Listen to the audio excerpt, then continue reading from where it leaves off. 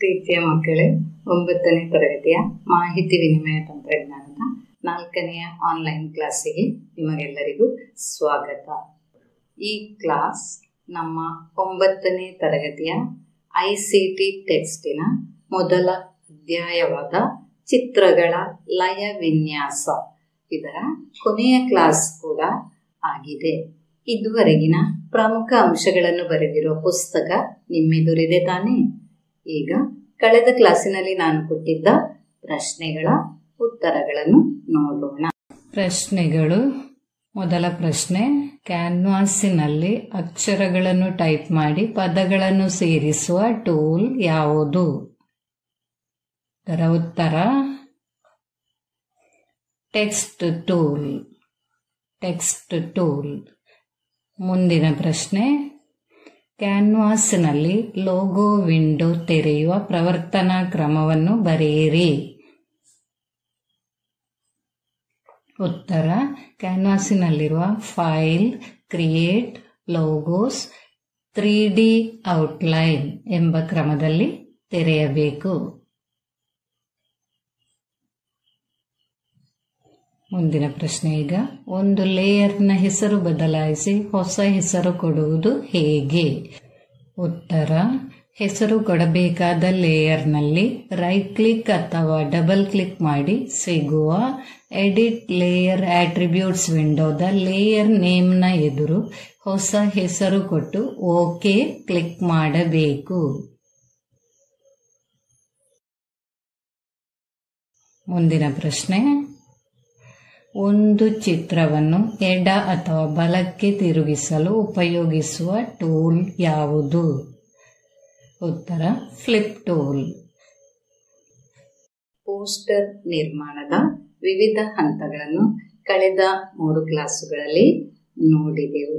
ಈ GIMP software ನಮಗೆ image ಎಡಿಟಿಂಗಿಗೆ ಸಹಾಯಕವಾಗುವ ಹಲವು ಸೌಕರ್ಯಗಳಿರುವ ಒಂದು ಗ್ರಾಫಿಕ್ ಸಾಫ್ಟ್ವೇರ್ ಆಗಿದೆ. ನಾವು ತಯಾರಿಸಿದ ಪೋಸ್ಟರ್ ಅನ್ನು ಇನ್ನೂ ಹೆಚ್ಚು ಆಕರ್ಷಕವಾಗುವಂತೆ ಮಾಡಲು ಜಿಂಪಿನ ಕೆಲವು ಸೌಕರ್ಯಗಳನ್ನು ನಾವೀಗ ಉಪಯೋಗಿಸೋಣ.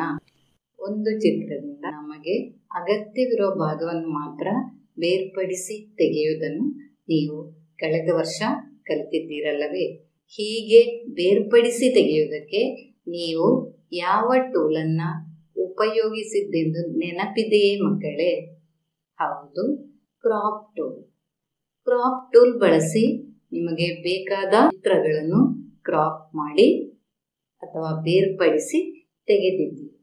ಈಗ ನಾವು ನಮಗೆ ಅಗತ್ಯ ಇರುವ ಭಾಗವನ್ನು ಮಾತ್ರ, ಅದು ಕೂಡ ಒಂದು ನಿಶ್ಚಿತ ಆಕೃತಿಗೆ ಅನುಗುಣವಾಗಿ ಹೇಗೆ ಬೇರ್ಪಡಿಸಿ ತೆಗೆಯುವುದೆಂದು ನೋಡೋಣ. ಈಗ ಹೋಮ್ನಲ್ಲಿರುವ ಸ್ಟೂಡೆಂಟ್ಸ್ ವರ್ಕ್ಸ್ 9ನಲ್ಲಿರುವ ನನ್ನ ಫೋಲ್ಡರ್ ಅನ್ನ ತೆರೀತಾ ಇದ್ದೇನೆ. poster.xf ತೆರೆಯೋಣ. ಒಂದು ನಿಶ್ಚಿತ ಭಾಗವನ್ನು ನಮ್ಮ ಕ್ಯಾನ್ವಾಸ್ಗೆ ಸೇರಿಸಬೇಕಾದರೆ ಹೊಸ ಲೇಯರ್ ಬೇಕು. ಇದಕ್ಕೋಸ್ಕರ ನಾವು ಲೇಯರ್, ನ್ಯೂ ಲೇಯರ್ ಕ್ಲಿಕ್ ಮಾಡಿ ಓಕೆ ಪ್ರೆಸ್ ಮಾಡಬೇಕು. ಇನ್ನು ನಾವು ಸೇರಿಸಬೇಕಾದ ಚಿತ್ರವನ್ನು ಫೈಲ್ ಓಪನ್ ಮೂಲಕ ತರೋಣ. ನಮಗೆ ಬೇಕಾಗಿರೋ ಚಿತ್ರ child_hand.jpg. ಈ ಚಿತ್ರವನ್ನು ನಾನು 9th ಸ್ಟ್ಯಾಂಡರ್ಡ್ನ ಸ್ಕೂಲ್ ರಿಸೋರ್ಸಸ್ನಿಂದ ಕಾಪಿ ಮಾಡಿ ನನ್ನ ಫೋಲ್ಡರಲ್ಲಿ ತಂದಿಟ್ಟಿದ್ದೆ. ಈಗ ಇದನ್ನು ಓಪನ್ ಮಾಡೋಣ. ಜಿಂಪಿನ ಬೇರೆ ಒಂದು ವಿಂಡೋದಲ್ಲಿ ಇದು ತೆರೆದು ಬಂತು. ಈ ಚಿತ್ರವನ್ನು ಗಮನಿಸಿ ಮಕ್ಕಳೇ. ಕಬ್ಬಿಣದ ಆಯುಧಗಳನ್ನು ಹಿಡಿದು ಕಠಿಣವಾದ ಕೆಲಸವನ್ನು ಮಾಡಿದ ಒಂದು ಮಗುವಿನ ಕೈಗಳು ಇಲ್ಲಿವೆ. ನಮಗೆ ಈ ಕೈಗಳು ಮಾತ್ರ ಬೇಕಾಗಿದೆ. ಹಾಗಾಗಿ ನಾವು ಪಾತ್ಸ್ ಟೂಲ್ ಕ್ಲಿಕ್ ಮಾಡಿ ಅದು ಕಾರ್ಯವೆಸಗುವಂತೆ ಮಾಡಿದ ನಂತರ ನಮ್ಮ ಕ್ಯಾನ್ವಾಸ್ಗೆ ತಂದು ಕೈಗಳ ಬದಿಯಲ್ಲಿಯೇ ಕ್ಲಿಕ್ ಮಾಡ್ತಾ ಹೋಗಬೇಕು. ಈಗ ನಾನು ಮಾಡುವ ಹಾಗೆಯೇ ಸ್ವಲ್ಪ ಸ್ವಲ್ಪವೇ ದೂರದಲ್ಲಿ ಕ್ಲಿಕ್ ಮಾಡ್ತಾ ಹೋಗಬೇಕು. ಇದನ್ನು ನಿಧಾನವಾಗಿ ಮಾಡಬೇಕು ಮಕ್ಕಳೇ. ಈ ಪಾತ್ಸ್ ಟೂಲ್ ಎನ್ನುವ ಹೆಸರಿನಲ್ಲಿಯೇ ಅದರ ಅರ್ಥವೂ ಇದೆ ಅಲ್ಲವೇ? ಪಾತ್ ಅಂದರೆ ದಾರಿ. ಕೈಗಳ ಬದಿಯನ್ನು ಕ್ಲಿಕ್ ಮಾಡ್ತಾ ಕ್ರಾಪ್ ಮಾಡಬೇಕಾದ ದಾರಿಯನ್ನು ಮಾರ್ಕ್ ಮಾಡಬೇಕು. ಹೀಗೆ ನಿಧಾನವಾಗಿ ಸ್ವಲ್ಪ ಸ್ವಲ್ಪವೇ ದೂರದಲ್ಲಿ ಕ್ಲಿಕ್ ಮಾಡ್ತಾ ಹೋಗಬೇಕು.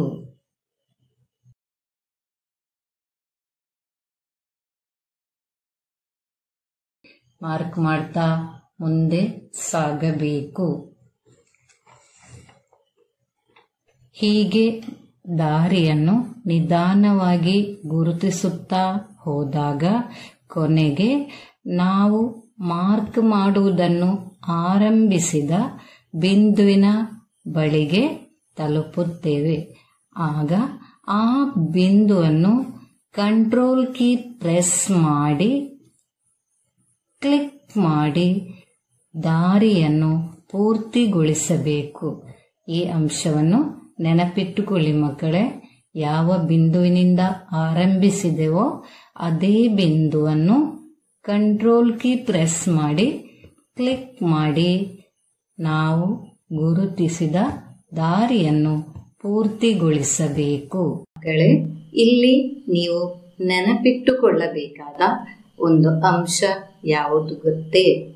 ಯಾವ ಬಿಂದುವಿನಿಂದ ನೀವು ದಾರಿಯನ್ನು ಅಥವಾ ಪಾತನ್ನು ಗುರುತಿಸುವುದನ್ನು ಆರಂಭಿಸಿದ್ದೀರೋ ಆ ಬಿಂದುವಿನಲ್ಲಿ ಕಂಟ್ರೋಲ್ ಕೀ ಪ್ರೆಸ್ ಮಾಡಿ ಕ್ಲಿಕ್ ಮಾಡಿ ನೀವು ಆ ದಾರಿಯನ್ನು ಪೂರ್ತಿಗೊಳಿಸಬೇಕು.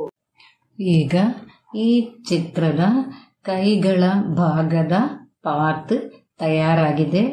ನಾವು ಕ್ಲಿಕ್ ಮಾಡಿ ಗುರುತಿಸಿದ ಕೈಗಳ ಭಾಗದ ಅದೇ ವಿಂಡೋದ ಸೆಲೆಕ್ಟ್ ಮೆನುವಿನ ಫ್ರಮ್ ಪಾತ್ ಕ್ಲಿಕ್ ಮಾಡಿ ಆ ಕೈಗಳ ಪಾತನ್ನು ಸೆಲೆಕ್ಟ್ ಮಾಡಬೇಕು. ನಮ್ಮ ಪಾತ್ನ ಸೆಲೆಕ್ಷನ್ ಆಯಿತು. ಈಗ ಅದೇ ವಿಂಡೋದ ಎಡಿಟ್ ಕಾಪಿ ಕ್ಲಿಕ್ ಮಾಡಿ ಈ ವಿಂಡೋವನ್ನು ಮಿನಿಮೈಸ್ ಮಾಡಿ ನಮ್ಮ ಕ್ಯಾನ್ವಾಸ್ ವಿಂಡೋದಲ್ಲಿ ಎಡಿಟ್ ಪೇಸ್ಟ್. ಚಿತ್ರ ಈಗ ಕ್ಯಾನ್ವಾಸ್ಗೆ ಬಂತು. ಮೊದಲ ಹಾಗೆ ಸ್ಕೇಲ್ ಟೂಲ್ ಕ್ಲಿಕ್ ಮಾಡಿ ಚಿತ್ರದ ಮೇಲೆ ಕ್ಲಿಕ್ ಮಾಡಿ ಗಾತ್ರವನ್ನು ಕ್ರಮೀಕರಿಸುವ. ಚಿತ್ರದ ಗಾತ್ರವನ್ನು ನಮಗೆ ಬೇಕಾದಂತೆ ಕ್ರಮೀಕರಿಸೋಣ. ನಂತರ ಸ್ಕೇಲ್ ಕ್ಲಿಕ್ ಮಾಡೋಣ. ಇನ್ನು ಆಂಕರ್ ಟೂಲ್ ಕ್ಲಿಕ್ ಮಾಡಿ ಫ್ಲೋಟಿಂಗ್ ಸೆಲೆಕ್ಷನ್ ಅನ್ನು ತೆಗೆಯಬೇಕು. ಇನ್ನು ಈ ಚಿತ್ರದ ಲೇಯರ್ ಅನ್ನು ಸೆಲೆಕ್ಟ್ ಮಾಡಿ ಮೂವ್ ಟೂಲ್ ಬಳಸಿ ಚಿತ್ರವನ್ನು ನಮಗೆ ಬೇಕಾದ ಸ್ಥಳಕ್ಕೆ ತೆಗೆದುಕೊಂಡು ಹೋಗಬಹುದು. ನಾವಿಲ್ಲಿ ನೆನಪಿಟ್ಟುಕೊಳ್ಳಬೇಕಾದ ಒಂದು ಪ್ರಮುಖ ಅಂಶ ಯಾವುದು ಗೊತ್ತಾಯ್ತಲ್ಲ? ನಾನಾಗಲೇ ಅದನ್ನೊಮ್ಮೆ ವಿವರಿಸಿ ಹೇಳಿದ್ದೆ. ಈಗ ಇನ್ನೊಮ್ಮೆ ಹೇಳ್ತಾ ಇದ್ದೇನೆ. ಯಾವ ಬಿಂದುವಿನಿಂದ ನಾವು ಮಾರ್ಕ್ ಮಾಡುವುದನ್ನು ಅಥವಾ ಗುರುತಿಸುವುದನ್ನು ಆರಂಭಿಸುತ್ತೇವೋ ಅದೇ ಬಿಂದುವಿನಲ್ಲಿ ಕಂಟ್ರೋಲ್ ಪ್ರೆಸ್ ಮಾಡಿ ಕ್ಲಿಕ್ ಮಾಡಿ ಆ ದಾರಿಯನ್ನು ಅಥವಾ ಪಾತನ್ನು ಪೂರ್ತಿಗೊಳಿಸಬೇಕು. ಇದನ್ನು ನೆನಪಿಟ್ಟುಕೊಳ್ಳಿ ಮಕ್ಕಳೇ. ಈ ಚಿತ್ರವನ್ನು ಗಮನಿಸಿ ಮಕ್ಕಳೇ. ಇಲ್ಲಿರುವ ಈ ಇಬ್ಬರು ವ್ಯಕ್ತಿಗಳ ಮುಖವು ಅಸ್ಪಷ್ಟವಾಗಿ ಕಾಣಿಸುತ್ತಿದೆಯಲ್ಲವೇ? ಇದೇ ರೀತಿಯ ಚಿತ್ರಗಳನ್ನು ನೀವು ಟಿವಿಯಲ್ಲಿ ನೋಡಿರಬಹುದಲ್ಲವೇ?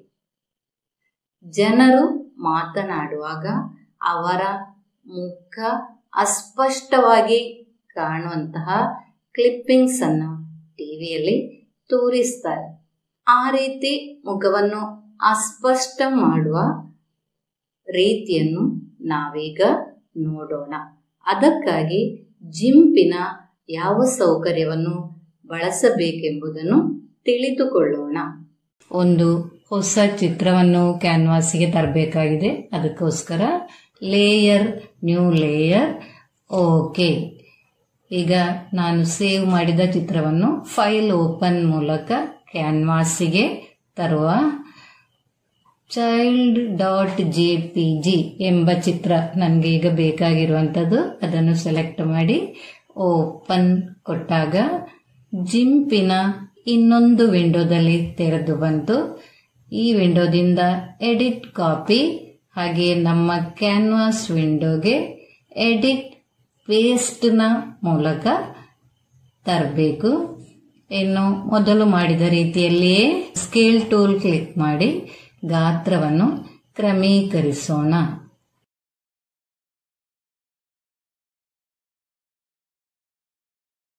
ನಂತರ ಸ್ಕೇಲ್ ಕ್ಲಿಕ್ ಮಾಡಬೇಕು. ಫ್ಲೋಟಿಂಗ್ ಸೆಲೆಕ್ಷನ್ ತೆಗೆಯಲು ಆಂಕರ್ ಟೂಲ್ ಅನ್ನು ಕ್ಲಿಕ್ ಮಾಡೋಣ. ಇನ್ನು ಹುಡುಗನ ಮುಖವನ್ನು ಮಾತ್ರ ಸೆಲೆಕ್ಟ್ ಮಾಡಬೇಕಾಗಿದೆ. ಇದಕ್ಕೋಸ್ಕರ ಯಾವುದಾದರೂ ಒಂದು ಸೆಲೆಕ್ಷನ್ ಟೂಲ್ ಅನ್ನು ಉಪಯೋಗಿಸಬೇಕು. ಹಲವು ಸೆಲೆಕ್ಷನ್ ಟೂಲ್ಸ್ ಇದೆ ನೋಡಿ. Rectangle select tool, ellipse select tool, free select tool, fuzzy select tool, ಹಾಗೆಯೇ ಸೆಲೆಕ್ಟ್ ಬೈ ಕಲರ್. ಈಗ ಎಲಿಪ್ಸ್ ಸೆಲೆಕ್ಟ್ ಟೂಲ್ ಅನ್ನ ನಾನು ಸೆಲೆಕ್ಟ್ ಮಾಡ್ತಾ ಇದ್ದೇನೆ. ಎಲಿಪ್ಸ್ ಸೆಲೆಕ್ಟ್ ಟೂಲ್ ಅನ್ನು ಸೆಲೆಕ್ಟ್ ಮಾಡಿ ಅದು ಕಾರ್ಯವೆಸಗುವಂತೆ ಮಾಡಿದ ನಂತರ ಹುಡುಗನ ಮುಖವನ್ನು ಮಾತ್ರ ಸೆಲೆಕ್ಟ್ ಮಾಡಬೇಕು.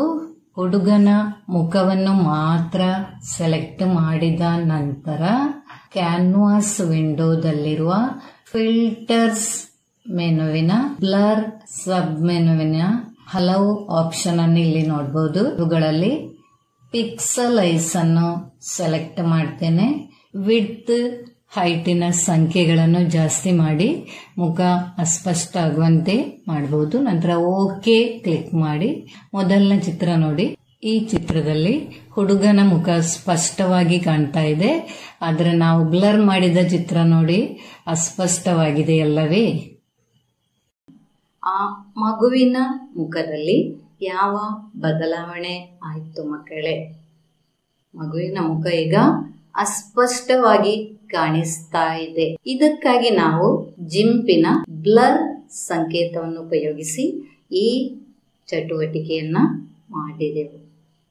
ಫಿಲ್ಟರ್ಸ್ ಮೆನುವಿನ ಬ್ಲರ್ ಸಬ್ ಮೆನುವಿನಿಂದ ಪಿಕ್ಸಲೈಸ್ ಆಪ್ಷನ್ ಅನ್ನು ಕ್ಲಿಕ್ ಮಾಡಿ ನಮಗೆ ಬೇಕಾದ ರೀತಿಯಲ್ಲಿ ಆ ಮಗುವಿನ ಮುಖವನ್ನು ಅಸ್ಪಷ್ಟವನ್ನಾಗಿ ಮಾಡಿದೆವು. ಈಗ ಜಿಂಪಿನಲ್ಲಿರುವ ಇನ್ನೊಂದು ಸೌಕರ್ಯವನ್ನು ನೋಡೋಣ. ಒಂದು ಚಿತ್ರದ ಸ್ಪಷ್ಟತೆ ಅಥವಾ ಕ್ಲಾರಿಟಿಯನ್ನು ಜಾಸ್ತಿ ಮಾಡುವುದು ಹೇಗೆನ್ನುವುದನ್ನು ನೋಡೋಣ. ನನ್ನ ಫೋಲ್ಡರ್ನಲ್ಲಿ ನಾನು ಸೇವ್ ಮಾಡಿಟ್ಟಿರುವ ಒಂದು ಗುಲಾಬಿ ಹೂವನ್ನು ಈಗ ಜಿಂಪಿನಲ್ಲಿ ತೆರೆಯೋಣ. ಆ ಚಿತ್ರವನ್ನು ಸೆಲೆಕ್ಟ್ ಮಾಡಿ ಓಪನ್ ವಿತ್ ಅದರ್ ಅಪ್ಲಿಕೇಶನ್ಸ್ ಇಂದ ಜಿಂಪ್ ಅನ್ನು ಸೆಲೆಕ್ಟ್ ಮಾಡಿದಾಗ ಆ ಚಿತ್ರವು ಜಿಂಪ್ ವಿಂಡೋದಲ್ಲಿ ತೆರೆದು ಬರುವುದು. ಈ ಚಿತ್ರವನ್ನು ಜಿಂಪ್ನಲ್ಲಿ ತೆರೆಯೋಣ. ಈ ಚಿತ್ರವನ್ನು ರೈಟ್ ಕ್ಲಿಕ್ ಮಾಡಿ ಓಪನ್ ವಿತ್ ಅದರ್ ಅಪ್ಲಿಕೇಶನ್ಸ್ ಅಲ್ಲಿ ಜಿಂಪ್ ಅನ್ನು ಸೆಲೆಕ್ಟ್ ಮಾಡಬೇಕು. ಈಗ ಜಿಂಪಿನಲ್ಲಿ ಈ ಚಿತ್ರವು ತೆರೆದು ಬರ್ತಾ ಇದೆ. ನಾವು ಓಪನ್ ಮಾಡಿರೋದು ಒರಿಜಿನಲ್ ಇಮೇಜ್ ಅಥವಾ ಚಿತ್ರವಾಗಿದೆ. ಈ ಒರಿಜಿನಲ್ ಇಮೇಜ್ ನಷ್ಟವಾಗದೇ ಇರಲು ನಾವು ಚಿತ್ರದ ಒಂದು ಡುಪ್ಲಿಕೇಟ್ ಅನ್ನ ತೆಗೆಯಬೇಕು. ಆ ಡುಪ್ಲಿಕೇಟ್ ಚಿತ್ರದಲ್ಲಿ ನಮಗೆ ಬೇಕಾದ ಬದಲಾವಣೆಗಳನ್ನು ನಾವು ಮಾಡಬಹುದು. ಇದೇ ಕ್ಯಾನ್ವಾಸ್ ವಿಂಡೋದಲ್ಲಿ ಇಮೇಜ್ ಡುಪ್ಲಿಕೇಟ್ ಕ್ಲಿಕ್ ಮಾಡಿ ಚಿತ್ರದ ಡುಪ್ಲಿಕೇಟ್ ತೆಗೆಯೋಣ. ಈ ಎರಡು ಚಿತ್ರಗಳಲ್ಲಿ ಯಾವುದು ಒರಿಜಿನಲ್ ಯಾವುದು ಡುಪ್ಲಿಕೇಟ್ ಎಂದು ಗೊತ್ತಾಗುವುದು ಹೇಗೆ ಮಕ್ಕಳೇ? ಚಿತ್ರದ ಟೈಟಲ್ ನೋಡಿ. ಒರಿಜಿನಲ್ ಚಿತ್ರದಲ್ಲಿ ರೋಸ್ ಎಂಬ ಹೆಸರಿದೆ, ಡುಪ್ಲಿಕೇಟ್ ಅಲ್ಲಿ ಅನ್ಟೈಟಲ್ಡ್ ಎಂಬ ಹೆಸರಿದೆ. ಸೊ ನಮಗೆ ಬೇಕಾಗಿರುವುದು ಈ ಅನ್ಟೈಟಲ್ಡ್ ಚಿತ್ರ ಇರುವ ಕ್ಯಾನ್ವಾಸ್. ಈ ಗುಲಾಬಿ ಹೂವಿನ ಬ್ರೈಟ್ನೆಸ್ ಅನ್ನು ಚೇಂಜ್ ಮಾಡೋಣ. ಕಲರ್ಸ್ ಮೆನುವಿನ ಬ್ರೈಟ್ನೆಸ್ ಕಾಂಟ್ರಾಸ್ಟ್ ಕ್ಲಿಕ್ ಮಾಡಿ ಅಲ್ಲಿರುವ ಸ್ಲೈಡರ್ಗಳನ್ನು ಚಲಿಸುವಂತೆ ಮಾಡಿ ಬೇಕಾದಷ್ಟು ಬ್ರೈಟ್ನೆಸ್ ಬಂದಾಗ ಓಕೆ ಕ್ಲಿಕ್ ಮಾಡಬೇಕು. ಈಗ ಗುಲಾಬಿಯ ಬ್ರೈಟ್ನೆಸ್ ಜಾಸ್ತಿ ಆಗಿದೆ ನೋಡಿ. ಒರಿಜಿನಲ್ ಚಿತ್ರ ಹೇಗಿದೆ ನೋಡಿ, ಹಾಗೆ ಡುಪ್ಲಿಕೇಟ್ ಚಿತ್ರದ ಕಲರ್ ಹೇಗಿದೆ ನೋಡಿ. ಈ ರೀತಿಯಲ್ಲಿ ನಮಗೆ ಚಿತ್ರದ ಸ್ಪಷ್ಟತೆಯನ್ನು ಹೆಚ್ಚಿಸಬಹುದು. ನೀವು ಸಂಗ್ರಹಿಸಿರುವ ಚಿತ್ರಗಳನ್ನು ಅಥವಾ ಫೋಟೋಗಳನ್ನು ಜಿಂಪಿನ ಈ ಸೌಕರ್ಯವನ್ನು ಬಳಸಿ ಕ್ಲಾರಿಟಿ ಜಾಸ್ತಿ ಮಾಡಬಹುದು. ಪ್ರತಿಯೊಂದು ಚಟುವಟಿಕೆಯನ್ನು ಮಾಡಿದಾಗಲೂ ಹಲವು ಚಿತ್ರಗಳನ್ನು ಫೈಲ್ ಓಪನ್ ಮೂಲಕ ನಮ್ಮ ಕ್ಯಾನ್ವಾಸಿಗೆ ತಂದೆವು. ಆರಂಭದಲ್ಲಿ 2 ಚಿತ್ರಗಳನ್ನು ತಂದಿದ್ದೆವು. ನಂತರ ಲೋಗೋವನ್ನು ಕಾಪಿ ಪೇಸ್ಟ್ ಮೂಲಕ ನಮ್ಮ ಕ್ಯಾನ್ವಾಸಿಗೆ ತಂದೆವು. ಒಬ್ಬ ಬಾಲಕಾರ್ಮಿಕ ಹುಡುಗನ ಚಿತ್ರ, ಹಾಗೆಯೇ ಕಬ್ಬಿಣದ ಆಯುಧಗಳನ್ನು ಹಿಡಿದು ಕೆಲಸ ಮಾಡಿ ಕಪ್ಪಾದ ಕೈಗಳ ಚಿತ್ರವನ್ನು ನಾವು ನಮ್ಮ ಕ್ಯಾನ್ವಾಸಿಗೆ ಫೈಲ್ ಓಪನ್ನ ಮೂಲಕ ತಂದೆವು. ಹೀಗೆ ಹಲವು ಫೈಲ್ಗಳನ್ನು ನಾವು ಫೈಲ್ ಓಪನ್ ಮೂಲಕ ತಂದು ಎಲ್ಲವನ್ನು ಮಿನಿಮೈಸ್ ಮಾಡಿಟ್ಟಿರ್ತೇವೆ. ನಮ್ಮ ಪ್ಯಾನಲ್ನಲ್ಲಿ ಕೆಳಗಡೆ ಇರುವ ಪ್ಯಾನಲ್ನಲ್ಲಿ ನೋಡಿದಾಗ ನಮಗದು ಗೊತ್ತಾಗ್ತದೆ ಮಕ್ಕಳೇ. ನೋಡಿ, ಹಲವು ವಿಂಡೋಗಳನ್ನು ತೆರೆದಿಟ್ಟಿದ್ದೇವೆ. ನಾವು ನಮ್ಮ ಉಪಯೋಗದ ನಂತರ ಪ್ರತಿಯೊಂದು ವಿಂಡೋವನ್ನು ಕ್ಲೋಸ್ ಮಾಡಲೇಬೇಕು. ಇಂದು ನಾವು ಯಾವೆಲ್ಲ ವಿಂಡೋಗಳನ್ನು ತೆರೆದೆವೆಂದು ನೋಡೋಣ. ಬಾಲಕಾರ್ಮಿಕ ಹುಡುಗನೊಬ್ಬನ ಚಿತ್ರವಿದೆ. ಹಾಗೆಯೇ ಇನ್ನೊಂದು ಕಠಿಣ ಕೆಲಸವನ್ನು ಮಾಡಿದ ಒಂದು ಮಗುವಿನ ಕಪ್ಪಾದ ಕೈಗಳ ಚಿತ್ರ ಇದೆ. ಹಾಗೆಯೇ ಡೂಪ್ಲಿಕೇಟ್ ರೋಸಿನ ಚಿತ್ರ, ಒರಿಜಿನಲ್ ಆದ ರೋಸಿನ ಚಿತ್ರ, ಇವೆಲ್ಲವನ್ನು ನಾವು ತೆರೆದಿದ್ದೆವು. ಈಗ ನಮ್ಮ ಈ ವಿಂಡೋಗಳ ಉಪಯೋಗ ಮುಗಿದ ನಂತರ ಇವೆಲ್ಲವನ್ನು ಕ್ಲೋಸ್ ಮಾಡಲೇಬೇಕು. ಈಗ ಡೂಪ್ಲಿಕೇಟ್ ಇಮೇಜ್ ಇರುವ ವಿಂಡೋವನ್ನು ಕ್ಲೋಸ್ ಮಾಡೋಣ. ಬಾಲಕಾರ್ಮಿಕ ಹುಡುಗ ಇರುವ ವಿಂಡೋವನ್ನು ಕ್ಲೋಸ್ ಮಾಡೋಣ. ಮಗುವಿನ ಕೈಗಳ ವಿಂಡೋವನ್ನು ಕೂಡ ಕ್ಲೋಸ್ ಮಾಡೋಣ. ಹೀಗೆ ನಾವು ತೆರೆದ ಪ್ರತಿಯೊಂದು ವಿಂಡೋವನ್ನು ನಾವು ಕ್ಲೋಸ್ ಮಾಡಲೇಬೇಕು. ನಮ್ಮ ಪೋಸ್ಟರ್ನ ಚಟುವಟಿಕೆಗಳೆಲ್ಲ ಮುಗಿಯಿತಲ್ಲವೇ? ಎಲ್ಲ ಚಟುವಟಿಕೆಗಳನ್ನು ಪೂರ್ತಿಗೊಳಿಸಿದೆವು. ಈಗ ನಾವು ಈ ಫೈಲನ್ನು ಸೇವ್ ಮಾಡೋಣ. ಈಗ ಫೈಲ್, ಸೇವ್ ಕ್ಲಿಕ್ ಮಾಡೋ ಮೂಲಕ ನಮ್ಮ ಫೈಲನ್ನು ಸೇವ್ ಮಾಡೋಣ. ಮಕ್ಕಳೇ, ನಾವು ಈ ಚಿತ್ರವನ್ನು ಒಂದು ಪ್ರೆಸೆಂಟೇಷನ್ಗೆ ಸೇರಿಸಬೇಕಾದರೆ ಇದೇ ಫಾರ್ಮ್ಯಾಟಿನಲ್ಲಿ ತೆಗೆದುಕೊಂಡು ಹೋಗಲು ಸಾಧ್ಯವಿಲ್ಲ. ಈ ಚಿತ್ರವನ್ನು ನಾವೊಂದು ಚಿತ್ರ ಫೈಲನ್ನಾಗಿ ಅಥವಾ ಇಮೇಜ್ ಫೈಲನ್ನಾಗಿ ಮಾಡಿದರೆ ಮಾತ್ರವೇ ನಾವು ಪ್ರೆಸೆಂಟೇಷನ್ಗೆ ಇದನ್ನು ಬಳಸಬಹುದು. ಚಿತ್ರ ಫೈಲಾಗಿ ಎಕ್ಸ್ಪೋರ್ಟ್ ಮಾಡುವುದನ್ನು ನೀವು 8ನೇ ತರಗತಿಯಲ್ಲಿ ಕಲಿತಿದ್ದೀರಲ್ಲವೇ? ಈಗ ಹೇಗೆ ಎಕ್ಸ್ಪೋರ್ಟ್ ಮಾಡೋದೆಂಬುದನ್ನು ನಾವು ನೋಡೋಣ. ಈಗ ಜಿಂಪ್ನ ಮೇನ್ ವಿಂಡೋದಲ್ಲಿ ಫೈಲ್ ಎಕ್ಸ್ಪೋರ್ಟ್ ಕ್ಲಿಕ್ ಮಾಡಿದ ನಂತರ ಸ್ಕ್ರೀನಿನ ಎಡಭಾಗದಲ್ಲಿರುವ select file type arrow mark ಅನ್ನು ಕ್ಲಿಕ್ ಮಾಡಿ ನಮಗೆ ಬೇಕಾದ ಚಿತ್ರ ಫೈಲಿನ ಎಕ್ಸ್ಟೆನ್ಷನ್ ಅನ್ನು ಸೆಲೆಕ್ಟ್ ಮಾಡಬಹುದು.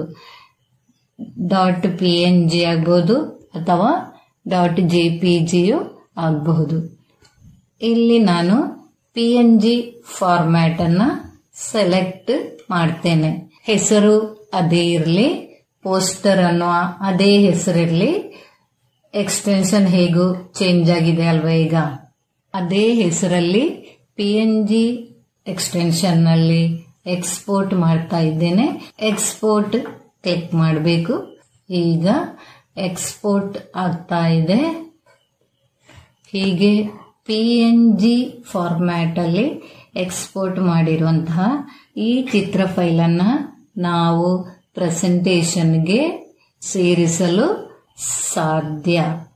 ಈಗ ನಮ್ಮ ಫೋಲ್ಡರ್ನಲ್ಲಿ ಪೋಸ್ಟರ್ ಎನ್ನುವ ಹೆಸರಿನ 2 ಫೈಲುಗಳನ್ನು ಕಾಣಬಹುದು.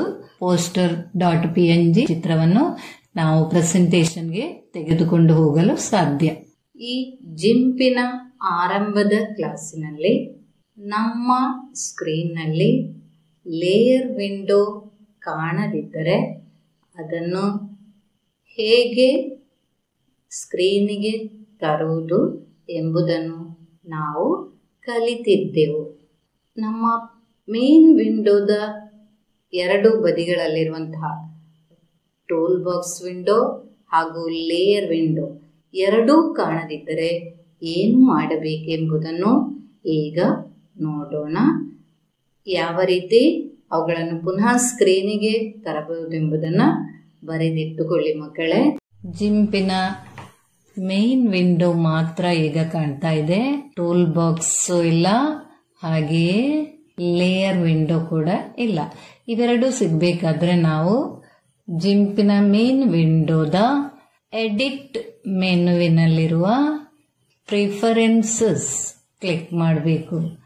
ಜಿಂಪ್ ವಿಂಡೋದ ಎಡಿಟ್ ಪ್ರಿಫರೆನ್ಸಸ್, ಈಗ ಸಿಗುವ ಪ್ರಿಫರೆನ್ಸಸ್ ವಿಂಡೋದ ಎಡಭಾಗದಲ್ಲಿರುವ ವಿಂಡೋ ಮ್ಯಾನೇಜ್ಮೆಂಟ್ ಅನ್ನು ಕ್ಲಿಕ್ ಮಾಡಿ ನಂತರ ಬರುವ ವಿಂಡೋ ಮ್ಯಾನೇಜ್ಮೆಂಟ್ ನಲ್ಲಿ reset saved window positions to default values click ಮಾಡಿ ನಂತರ ಓಕೆ ಕ್ಲಿಕ್ ಮಾಡಿ ವಿಂಡೋ ಕ್ಲೋಸ್ ಮಾಡಿ ಜಿಂಪ್ ಅನ್ನು ಕ್ಲೋಸ್ ಮಾಡಿ ಸಿಸ್ಟಮ್ ಅನ್ನು ರೀಸ್ಟಾರ್ಟ್ ಮಾಡಿದಾಗ ಆ 2 ವಿಂಡೋಗಳು ನಮಗೆ ಕಾಣ ಸಿಗುತ್ತವೆ.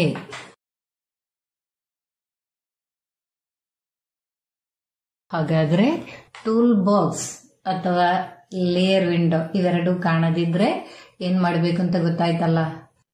ನಾವು ಬಾಲ ಕಾರ್ಮಿಕ ವಿರುದ್ಧ ದಿನದ ಒಂದು ಪೋಸ್ಟರ್ ಅನ್ನು ತಯಾರಿಸಿದೆವು. ಇಲ್ಲಿ ಜಿಂಪಿನ ಹಲವು ಸೌಕರ್ಯಗಳ ಬಗ್ಗೆ ತಿಳಿದುಕೊಂಡೆವು, ಹಲವು ಚಟುವಟಿಕೆಗಳನ್ನು ಮಾಡಿದೆವು, ಟೂಲ್ ಬಾಕ್ಸಿನ ಟೂಲ್ಗಳ ಬಗ್ಗೆ ತಿಳಿದುಕೊಂಡೆವು, ಹಾಗೆ ಲೇಯರ್ ವಿಂಡೋದಲ್ಲಿರುವ ಜಿಂಪಿನ ಸೌಕರ್ಯಗಳೆಲ್ಲವನ್ನು ಕೂಡ ಕಲಿತೆವು. ಜಿಂಪಿನ ಒಂದು ಪ್ರಮುಖ ಅಂಶವೇ ಈ ಲೇಯರ್ಗಳು ಎನ್ನುವುದನ್ನು ನಾವು ಕಲಿತೆವು. ಲೋಗೋವನ್ನು ಸೇರಿಸುವಾಗ ನಾವು ಹೊಸ ಲೇಯರ್ ಕ್ರಿಯೇಟ್ ಮಾಡಲೇಬೇಕು. ಹೊಸ ಲೇಯರಲ್ಲಿಯೇ ಅವುಗಳನ್ನು ಸೇರಿಸಬೇಕು. ಆದರೆ ಟೆಕ್ಸ್ಟ್ ಅನ್ನು ಕ್ಯಾನ್ವಾಸಿಗೆ ಸೇರಿಸುವಾಗ ಹೊಸ ಲೇಯರ್ ರಚಿಸುವ ಅಗತ್ಯವಿಲ್ಲ. ಟೆಕ್ಸ್ಟ್ ಟೂಲ್ ಕ್ಲಿಕ್ ಮಾಡಿ ಕ್ಯಾನ್ವಾಸಿನಲ್ಲಿ ಡ್ರ್ಯಾಗ್ ಮಾಡಿ ನಮಗೆ ಬೇಕಾದ ಟೆಕ್ಸ್ಟ್ ಅನ್ನು ಬರೆದಾಗ ಆ ಟೆಕ್ಸ್ಟಿನ ಜೊತೆಗೆ ಲೇಯರ್ ತಾನಾಗಿಯೇ ಕ್ರಿಯೇಟ್ ಆಗ್ತದೆ. ಇದನ್ನು ಕೂಡ ನಾವು ನೋಡಿದ್ದೇವಲ್ಲವೇ. ಪೋಸ್ಟರ್ ರಚನೆಗೆ ಸಂಬಂಧಪಟ್ಟ ಏನೆಲ್ಲ ಚಟುವಟಿಕೆಗಳನ್ನು ಮಾಡಿದೆವು, ಒಮ್ಮೆ ಅವೆಲ್ಲವನ್ನೂ ನಾವು ನೆನಪಿಸಿಕೊಳ್ಳೋಣ. ಮೊದಲನೆಯ ದಿನದ ಕ್ಲಾಸಿನಿಂದ ಆರಂಭಿಸೋಣ. ಪೋಸ್ಟರ್ ರಚನೆಯ ಪೂರ್ವ ತಯಾರಿಯನ್ನ ಮಾಡಿದೆವು. ಒಂದು ಪೋಸ್ಟರ್ ರಚಿಸುವುದಕ್ಕೆ ಬೇಕಾದ ಅವಶ್ಯಕ ವಸ್ತುಗಳು ಏನೆಲ್ಲ ಎನ್ನುವುದನ್ನ ತಿಳಿದುಕೊಂಡೆವು. ಚಿತ್ರಗಳನ್ನು ನಮ್ಮ ಫೋಲ್ಡರ್ ಅಲ್ಲಿ ಸೇವ್ ಮಾಡಿಟ್ಟುಕೊಳ್ಳಬೇಕು. ಹಾಗೆಯೇ ಈ ಚಿತ್ರಗಳನ್ನು ಎಲ್ಲಿಂದೆಲ್ಲ ಪಡೆಯಬಹುದು ಎನ್ನುವುದನ್ನು ಕೂಡ ನೋಡಿದ್ದೆವು. ಪೋಸ್ಟರ್ ಅನ್ನು ತಯಾರಿಸಲು ನಮಗೊಂದು ಕ್ಯಾನ್ವಾಸಿನ ಅಗತ್ಯವಿದೆ ಎಂದು ತಿಳಿದುಕೊಂಡೆವು. ಕ್ಯಾನ್ವಾಸ್ ರಚಿಸಿದೆವು. ಆಮೇಲೆ ನಾವು ಸೆಲೆಕ್ಟ್ ಮಾಡಿದ ಟಾಪಿಕ್ ಬಾಲಕಾರ್ಮಿಕ ವಿರುದ್ಧ ದಿನ. ಇದಕ್ಕೆ ಯೋಗ್ಯವಾದ ಒಂದು ಹಿನ್ನೆಲೆ ಬಣ್ಣವನ್ನು ಆಯ್ಕೆ ಮಾಡಿದೆವು. ಕ್ಯಾನ್ವಾಸ್ ರಚಿಸಿ ಅದನ್ನ poster.xcf ಎಂಬ ಹೆಸರಿನಲ್ಲಿ ನಮ್ಮ ಫೋಲ್ಡರ್ನಲ್ಲಿ ಸೇವ್ ಮಾಡಿದೆವು. ಇನ್ನು ಎರಡನೇ ಕ್ಲಾಸಿನಲ್ಲಿ 2 ಚಿತ್ರಗಳನ್ನು ಈ ಕ್ಯಾನ್ವಾಸಿಗೆ ತಂದೆವು. ಫೈಲ್ ಓಪನ್ನ ಮೂಲಕ ಬಾಲಕಾರ್ಮಿಕ ವಿರುದ್ಧ ದಿನಕ್ಕೆ ಸಂಬಂಧಪಟ್ಟ 2 ಚಿತ್ರಗಳನ್ನು ನಮ್ಮ ಕ್ಯಾನ್ವಾಸಿಗೆ ತಂದೆವು. ಹೊಸ ಲೇಯರ್ ರಚಿಸಿಯೇ ಚಿತ್ರಗಳನ್ನು ಕ್ಯಾನ್ವಾಸಿಗೆ ತರಬೇಕೆನ್ನುವುದನ್ನು ಕಲಿತೆವು. ಹೊಸ ಲೇಯರ್ ರಚಿಸದಿದ್ದರೆ ಏನಾಗುತ್ತದೆಂಬುದನ್ನು ಕೂಡ ನಾವು ನೋಡಿದ್ದೆವು. ಚಿತ್ರದ ಜೊತೆಗೆ ಹಿನ್ನೆಲೆಯು ಚಲಿಸಿತ್ತು. ಹಾಗಾಗಿ ಚಿತ್ರಗಳನ್ನು ಸೇರಿಸುವ ಮೊದಲು ಹೊಸ ಲೇಯರ್ ಅನ್ನ ರಚಿಸಬೇಕೆನ್ನುವುದನ್ನ ಕಲಿತೆವು. ಲೇಯರ್ ರಚಿಸಿ 2 ಚಿತ್ರಗಳನ್ನು ಕ್ಯಾನ್ವಾಸಿಗೆ ತಂದೆವು. ನಂತರ ಸ್ಕೇಲ್ ಟೂಲ್ ಬಳಸಿ ಚಿತ್ರಗಳ ಗಾತ್ರವನ್ನು ಕ್ರಮೀಕರಿಸಿದೆವು. ಮೂವ್ ಟೂಲ್ ಬಳಸಿ ಚಿತ್ರವನ್ನು ಬೇಕಾದ ಸ್ಥಳದಲ್ಲಿ ಇರಿಸಿದೆವು. ಹಾಗೆಯೇ ಮೂವ್ ಟೂಲ್ ಬಳಸುವ ಮೊದಲು ಚಿತ್ರದ ಫ್ಲೋಟಿಂಗ್ ಸೆಲೆಕ್ಷನ್ ಅನ್ನು ತೆಗೆಯಲು ಆಂಕರ್ ಟೂಲ್ ಅನ್ನು ಕ್ಲಿಕ್ ಮಾಡಿದೆವು. ಇನ್ನು ಲೇಯರ್ ವಿಂಡೋದ ಹಲವು ಸೌಕರ್ಯಗಳ ಬಗ್ಗೆ ತಿಳಿದುಕೊಂಡೆವು. ಹೊಸ ಲೇಯರ್ ಅನ್ನ ತಯಾರಿಸುವುದು ಹೇಗೆ, ಲೇಯರ್ನ ಡೂಪ್ಲಿಕೇಟ್ ಕಾಪಿ ತೆಗೆಯುವುದು ಹೇಗೆ, ಬೇಡದ ಅಥವಾ ಅಗತ್ಯವಿಲ್ಲದ ಲೇಯರ್ ಅನ್ನು ಡಿಲೀಟ್ ಮಾಡುವುದು ಹೇಗೆ ಎಂಬುದನ್ನೆಲ್ಲ ತಿಳಿದುಕೊಂಡೆವು. 3ನೇ ಕ್ಲಾಸಿನಲ್ಲಿ ಜಿಂಪಿನ ಇನ್ನೂ ಕೆಲವು ಚಟುವಟಿಕೆಗಳನ್ನು ಮಾಡಿದೆವು. ನಮ್ಮ ಕ್ಯಾನ್ವಾಸಿಗೆ 2 ಟೆಕ್ಸ್ಟ್ಗಳನ್ನು ಸೇರಿಸಿದೆವು.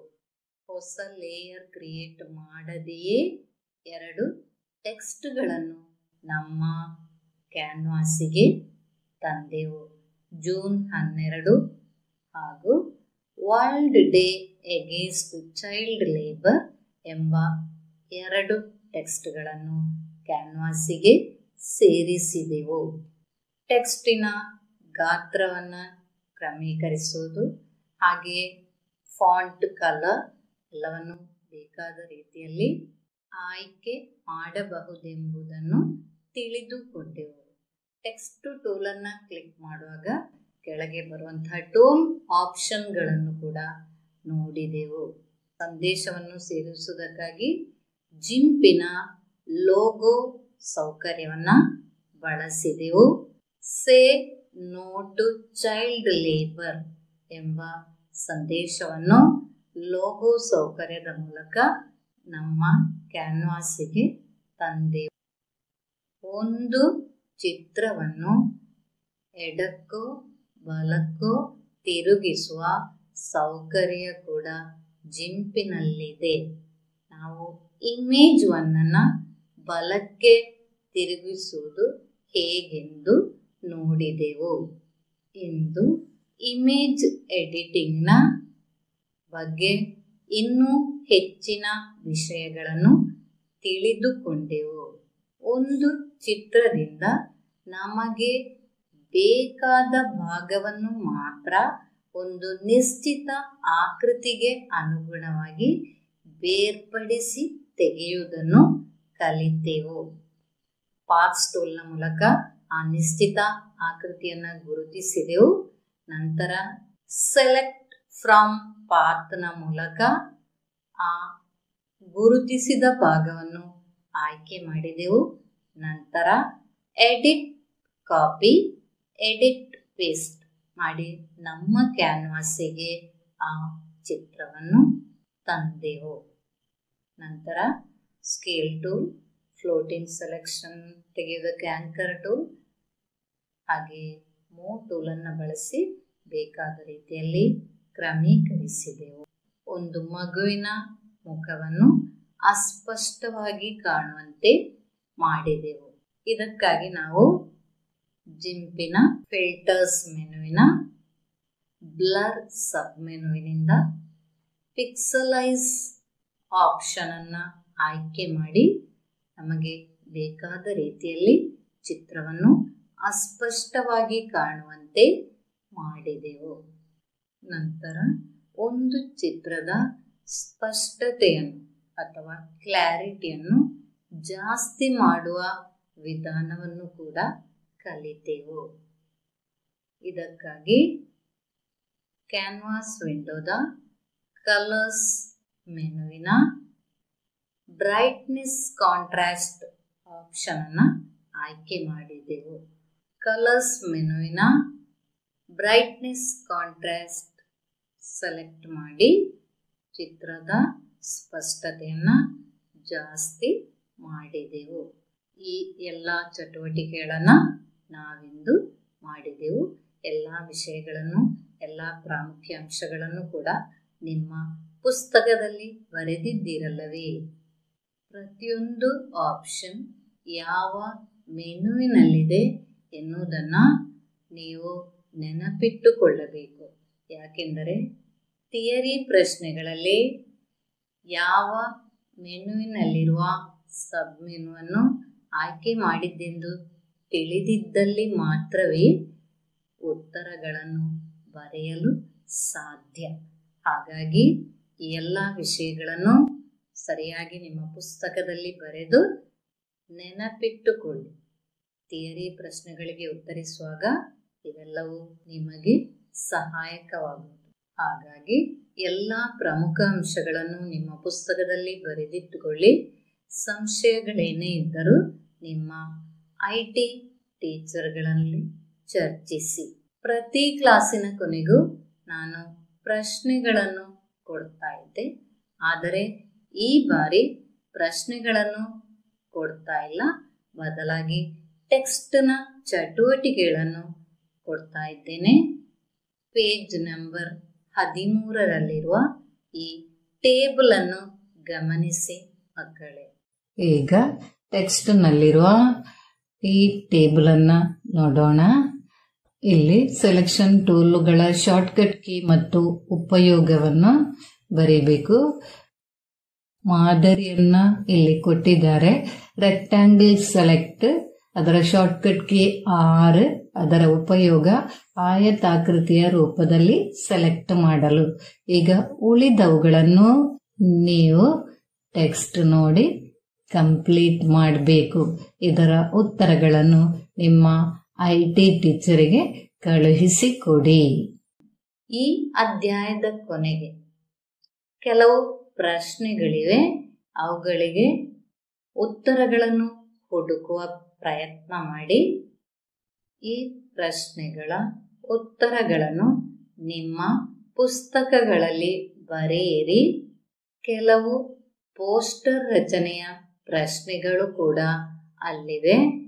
ಅವುಗಳನ್ನು ನಿಮ್ಮ ಶಾಲೆಯ IT ಲ್ಯಾಬ್ನಲ್ಲಿ ಶಿಕ್ಷಕರ ಸಹಕಾರದೊಂದಿಗೆ ನೀವು ಮಾಡಬಹುದು. ಇನ್ನೊಂದು ವಿಷಯ ಗಮನಿಸಿ ಮಕ್ಕಳೇ, ನೀವು ಲಿಟಲ್ ಕೈಟ್ಸ್ನ ಅಂಗಗಳಾಗಿದ್ದಲ್ಲಿ ಬರೋ ವರ್ಷದ ಲಿಟಲ್ ಕೈಟ್ಸ್ನ ಪ್ರಾಜೆಕ್ಟ್ಗೆ ಬೇಕಾದ ಚಟುವಟಿಕೆಗಳನ್ನು ನೀವು ಜಿಂಪಿನಲ್ಲಿ ತಯಾರಿಸಬಹುದು.